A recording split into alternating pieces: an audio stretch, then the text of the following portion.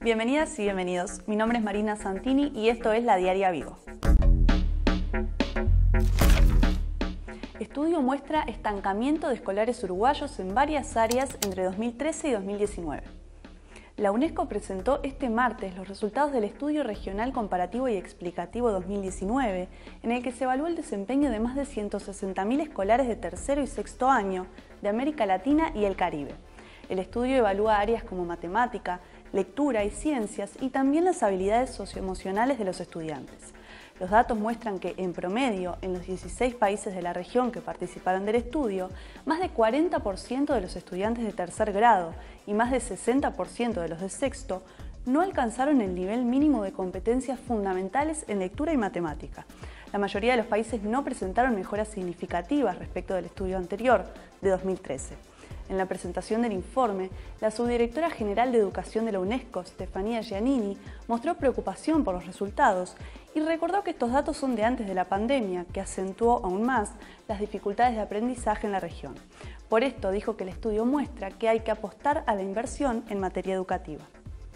Los hallazgos publicados en el estudio de hoy son anteriores a la pandemia de COVID-19, que ha exacerbado una crisis educativa preexistente, afectando con más fuerza a los más vulnerables y marginados. Los resultados son motivo de gran preocupación, pero también proporcionan pruebas claras sobre hacia dónde se debe canalizar la atención y la inversión. ¿Y cómo le fue a Uruguay? Según el informe, se registró un estancamiento en todas las áreas evaluadas, salvo por matemática en tercer año, que registró un descenso significativo en comparación con el informe anterior. A pesar de esto, Uruguay sigue estando por encima en el promedio regional y en los primeros puestos del continente.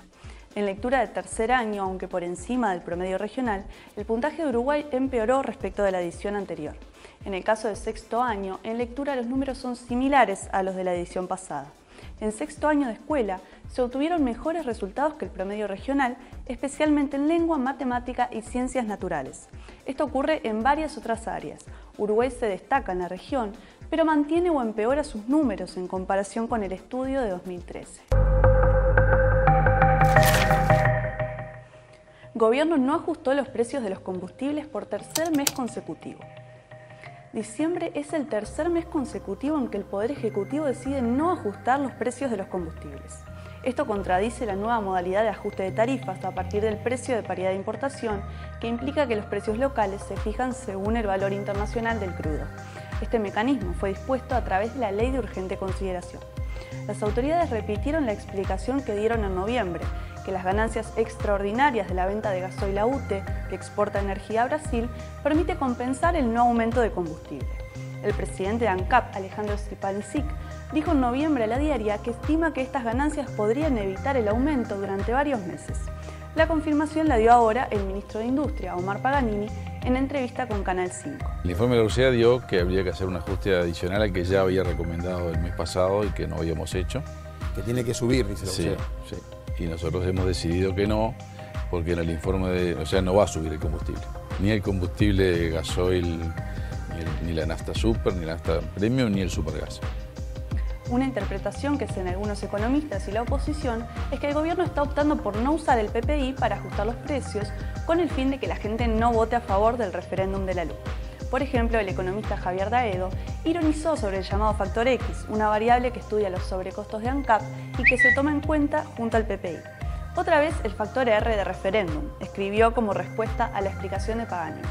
Por el mismo lado lo interpretó el senador frente amplista Mario Vergara, que agradeció a quienes juntaron firmas para el referéndum y aseguró que gracias a eso hoy no suben los combustibles.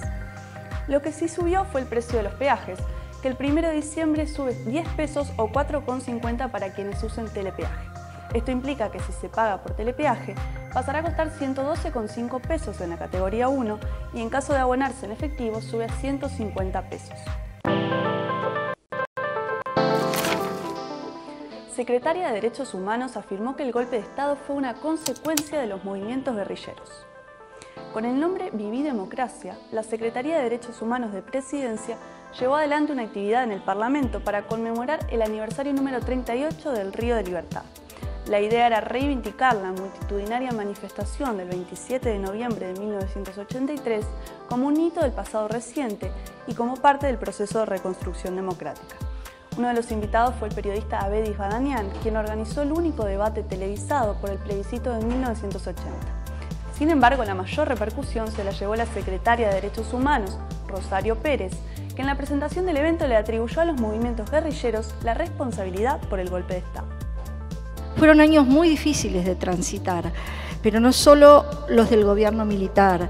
El país venía de una situación en la que el surgimiento de los movimientos guerrilleros ya había horadado muchos de los derechos de la población. Huelgas, paros, ataques sorpresivos, secuestros, robos, saqueos, fueron generando miedo y frustración en las personas.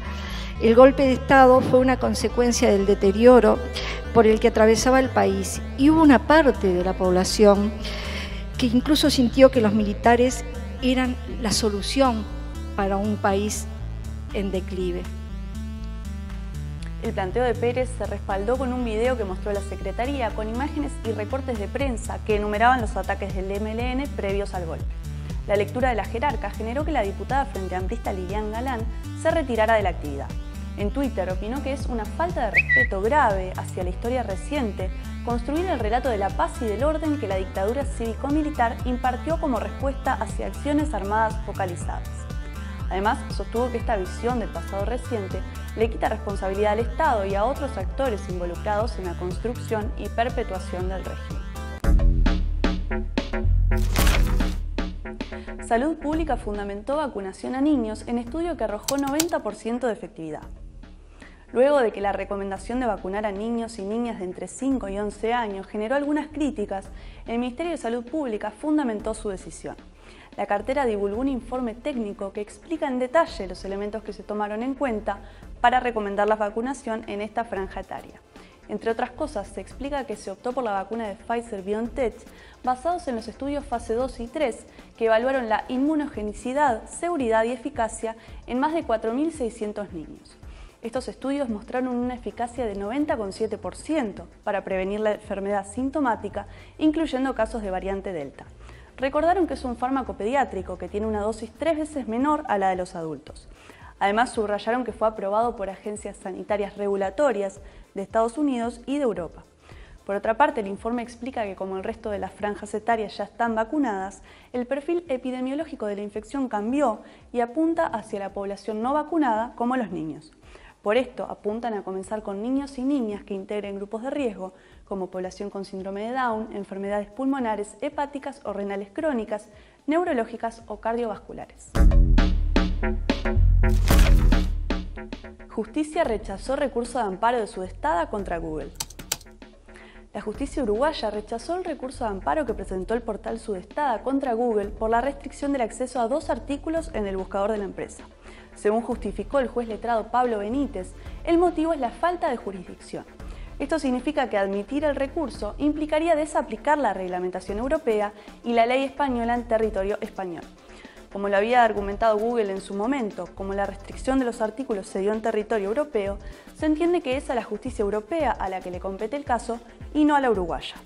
Mientras tanto, desde Sudestada están evaluando qué paso seguir y una de las opciones es apelar la sentencia. Días atrás, el abogado del medio de comunicación, Matías Jackson, dijo a la diaria que no descartaban, eventualmente, recurrir a la justicia internacional. Experta que descubrió la variante Omicron pide que no cunda un pánico innecesario. La presidenta de la Asociación Médica de Sudáfrica y una de las descubridoras de la variante Omicron del coronavirus, Angelique Coetzee, ha dialogado con varios medios internacionales en los últimos días sobre esta nueva cepa. Entrevistada por la BBC, pidió que no cunda un pánico innecesario, ya que sus síntomas son muy débiles, según los casos que han reportado hasta ahora. Coetzee dijo al canal sudafricano SABC News que si bien hay que pensar en medidas como cuarentenas, los casos de Omicron no han presentado mayores complicaciones y no hay motivo para pensar en un colapso sanitario. We need to make a plan, and urgently we need to look at strict lockdowns. But as long as we are seeing mild clinical pictures of patients which we can easily treat at home without a lot of complications, without adding any burden to our healthcare system, as it's currently the situation. We will say there is no reason to panic.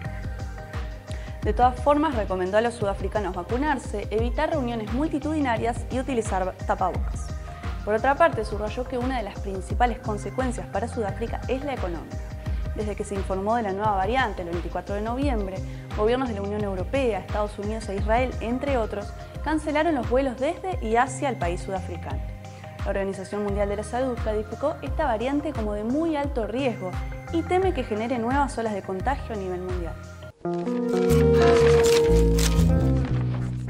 Hasta acá llegó la Diaria Vivo de hoy. Por más información, análisis y entrevistas podés visitar nuestra página web. Nos vemos mañana, nos leemos siempre.